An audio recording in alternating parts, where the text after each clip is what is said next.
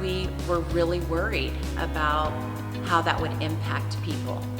And I'm just so happy that we were able to find a way to shift the table so beautifully to bring the produce out to people in their neighborhoods and at their organizations.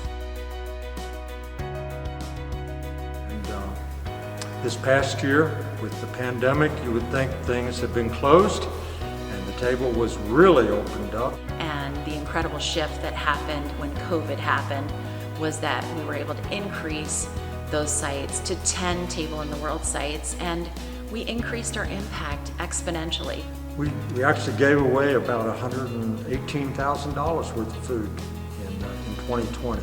So in effect, what COVID did for us was it just expanded the love that the table shares with the community.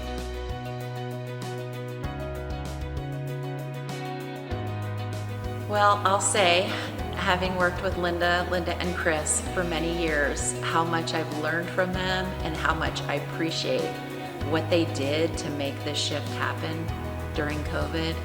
And they deserve a happy retirement. They've worked so hard. Well, I think the biggest thing is coming after Chris, Linda, and others, how important the table is to St. George's and to the community. Wanting to make sure you got it right.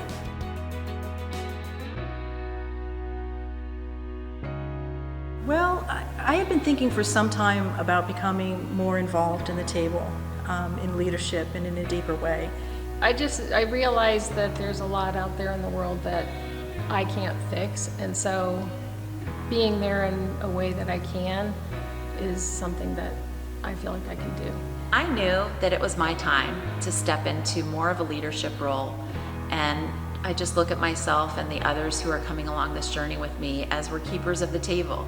We're going to keep this work going. I had just finished a little over 11 years as the church treasurer, so I obviously watched table finances from the periphery, and I said, sure, I would try to help with keeping up with how we would pay our bills. I think I see myself as just being one more member of that unlikely community, one more person who offers what gifts I have, whether that's prayer or a little bit of organizing, but mostly just being a cheerleader for Jesus. And then now that I'll be working on social media, I'll be able to express that. The table is so special, it is so wonderful, that I just wanted to be part of keeping it going.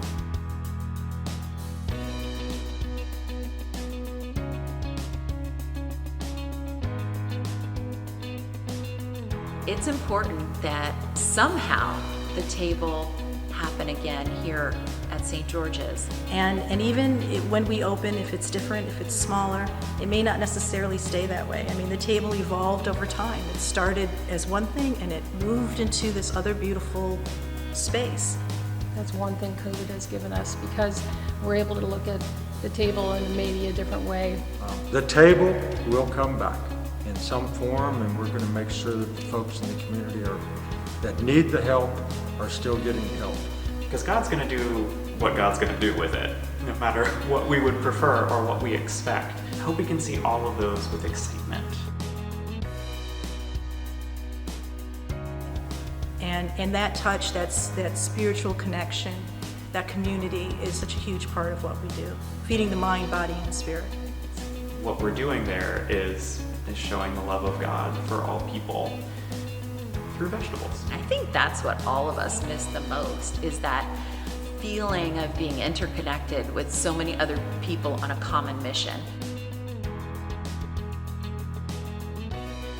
I think St. George's is blessed with a lot of people who see a need that's out there in the community and just go out and meet it. I fit it into my lifestyle by coming there when I didn't have something else to do. I have a large family, and I've brought probably 3 or 4 of my kids at different times to work with me through the table. Well, as we reimagine the table, we're going to be looking for more people to partner with us to become part of the leadership or part of the keepers of the table. And you can email us or message us through Facebook. That's one thing that I am learning from the other keepers of the table, is to come to rely on God's abundance. Not because we always see evidence of it in the moment, but because when we look back, there it always is. Is that table still up and running at St. George's? Yes, it is.